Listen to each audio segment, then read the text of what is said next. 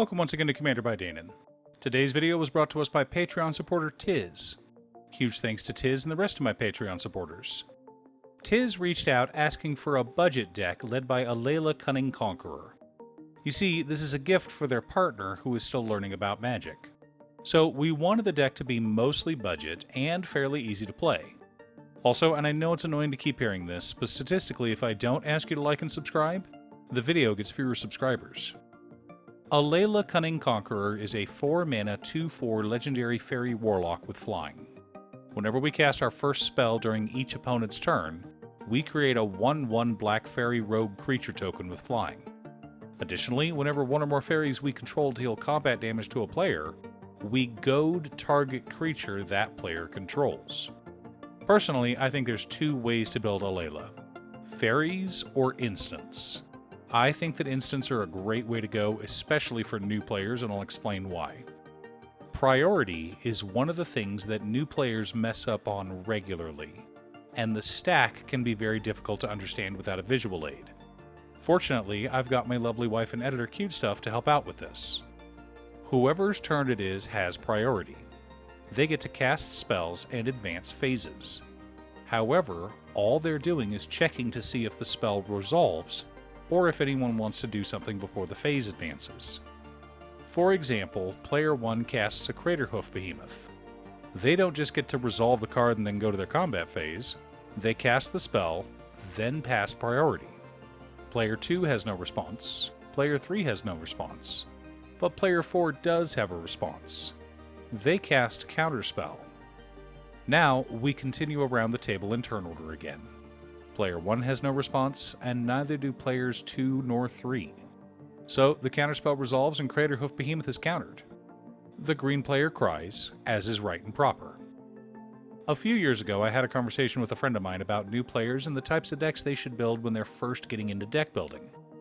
Not just taking a deck online or picking up a precon, but building their own deck from scratch. We determined that Talran Sky Summoner and Gishath Sun's Avatar were the best, and I'll tell you why. Gishath Sun's Avatar is a beat stick. Powerful, expensive, 3 colors. Building and playing this deck teaches you patience, timing, and how to build a ramp package in 3 colors. You learn about combat steps, the importance of interaction, and how great cards like Boros Charm or Heroic Intervention are for beatdown decks.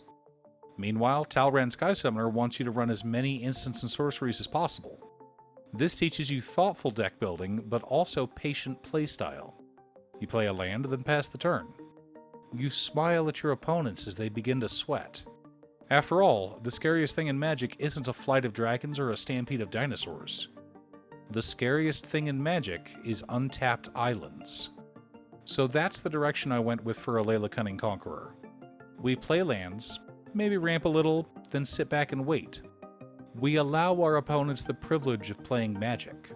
Sometimes. If they're good. But if they forget to ask Mother May I, we shut them down. As is right and proper for Dimir.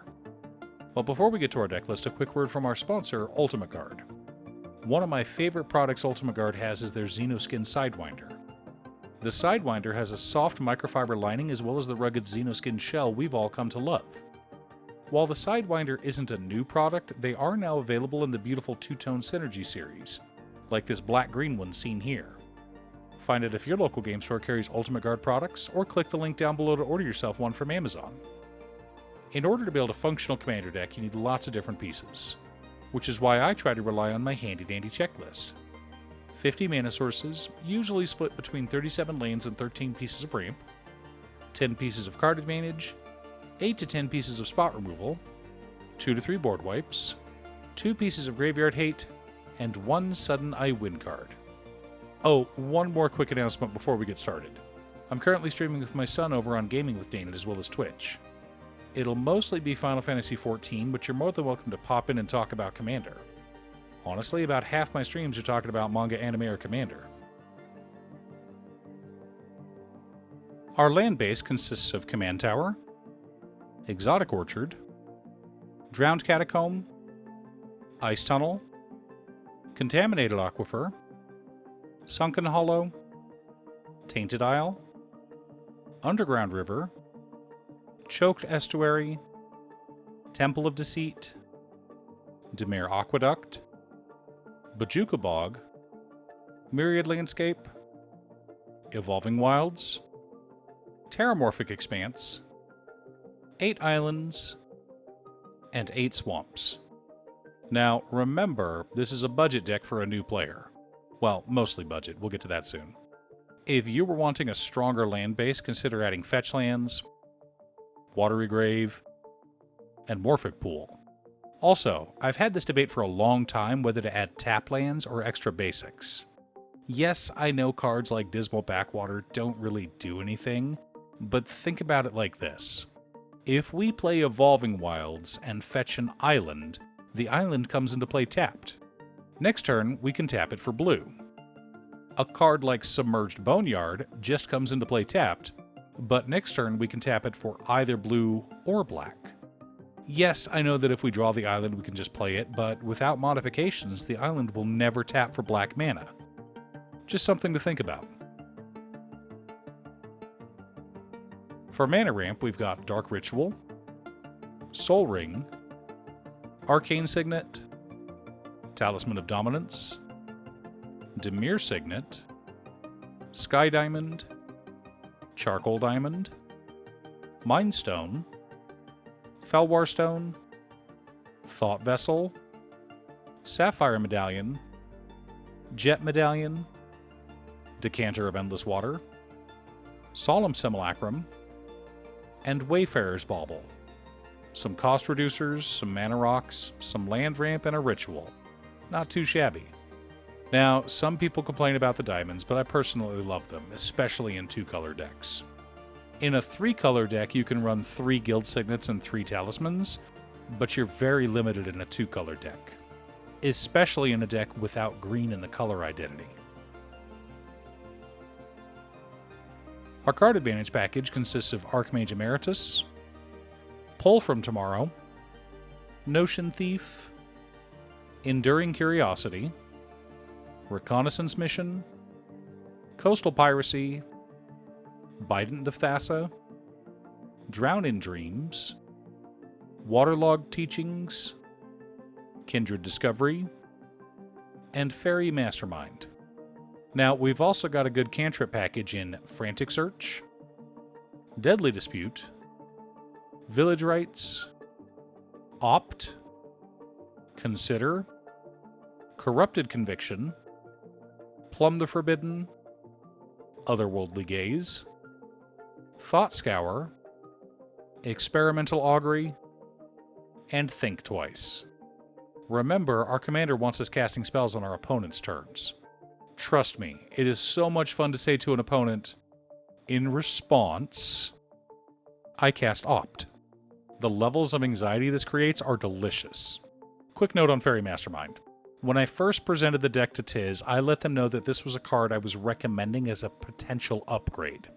They told me they had a spare one lying around, so I threw it into the video.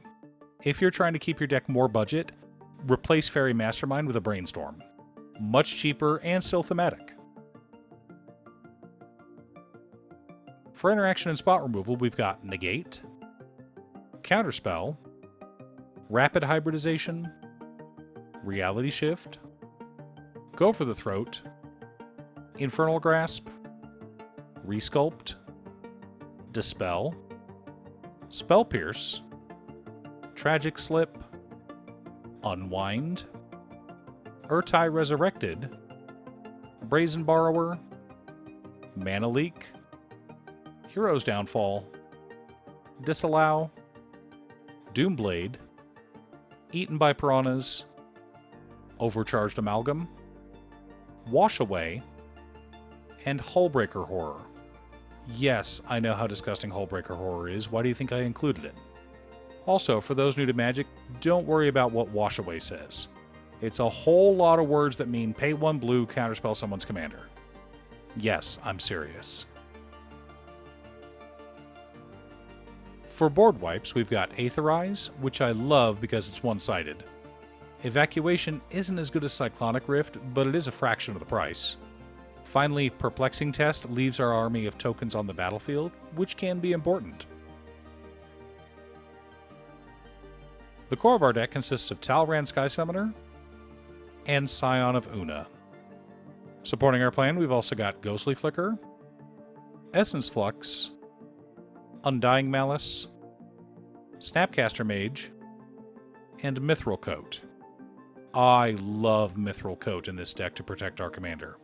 Because it has Flash, we can cast it on an opponent's turn to trigger our commander. Also, Snapcaster Mage was another card that I'd recommended to Tiz as a potential upgrade, but they told me they had one lying around, which is why it's in the list. Now that we have our deck list, let's compare it to our checklist. 47 mana sources split between 31 lands, 15 pieces of ramp, and 1 MDFC. Light, I know, but we've got a lot of cantrips, so it's fine. Speaking of which, 11 pieces of card advantage plus 11 cantrips. 21 pieces of interaction, 3 board wipes, 1 piece of Graveyard Hate in Bojuka Bog, 1 Sudden Eye win card in Hullbreaker Horror. This combo creates an infinite storm count and infinite colorless mana. We don't really care about the storm count, but you should know that it exists. Hullbreaker Horror and Sol Ring must both be on the battlefield for this combo to work. We tap Sol Ring, adding 2 colorless mana to our mana pool. We then cast a spell. Doesn't matter what spell, any spell will do.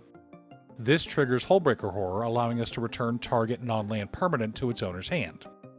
We return our Sol Ring. We then use the floating mana from Sol Ring to cast it again, triggering Hullbreaker Horror. In response to the trigger, we tap Sol Ring, then Hullbreaker Horror returns it to our hand. This continues until we have enough mana to scare our opponents, or to cast an enormous Drown in Dreams. Assuming our commander's on board, this will let us kill 2 players at the same time. As I implied earlier, the style for this deck is known as Land Go. We draw a card, play a land, then pass the turn. We may cast a Mana Rock or something like Reconnaissance Mission. Maybe we attack someone with some fairies, but we do not take 15-minute turns. We make others sweat when they take 15-minute turns, only to have their game-ending combo counterspelled. Remember, Dimir feasts on the tears of their opponents. Do you have an Alela Cunning Conqueror deck? What theme did you build the deck? Leave a comment below. Also, I'm sure you noticed this video was a little bit more in-depth. We're going to try videos like this for the foreseeable future. But with the video being much more in-depth, they require longer to create. Therefore, we'll only be making 3 videos a week. Let me know what you think in the comments. Thanks for tuning in. Once again, a huge shout out to my editor Cutestuff. I couldn't make these videos without her. If you'd like to hire her to edit your own videos, she can be reached at cutestuff.edits@gmail.com. Link is down below. If you're looking for ways to support the channel directly, you can head on over to patreon.com/Danon. You can have a video made or just ask for help building or tuning a deck list.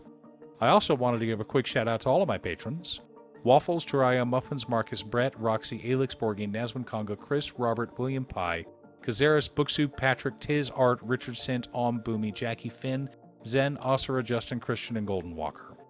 You guys are awesome. I post new Commander Deck videos every week, so be sure to subscribe and ring the bell to be notified of new videos. Again, thanks for watching, and I'll see you all again next time on Commander by Danon.